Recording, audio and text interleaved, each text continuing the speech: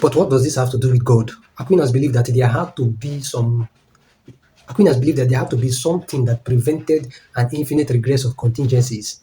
We can't have a world where everything is contingent, because then, by definition, it could all easily have never existed.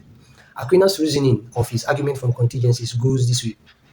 There are contingent things. Contingent things can cause other contingent things, but there can only be contingent things because that would mean that there is an infinite regress of contingencies and a possibility that nothing might have existed. So, in conclusion, there must be at least one necessary being, and that is God.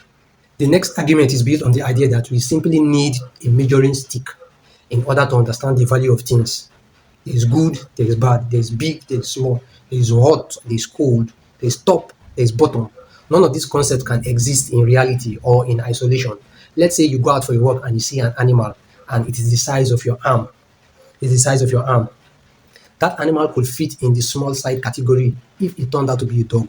But if it were a rat, that would be huge. How do we know? Because we humans, we gauge things, we gauge the size of things in terms of other things. The same idea applies to more abstract concepts like your grades. How do you know A is a good grade score? Because it's at the top, right? We know there is no grades. We know there are grades lower than A, but nothing higher. Aquinas thought that our value concept would just be floating randomly in space if there wasn't some anchor, something that defined the value of everything else by being perfect. And that again is God.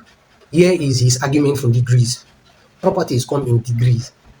In order for there to be degrees of perfection, there must be something perfect against which everything else is measured. So, in conclusion, God is the pinnacle of perfection.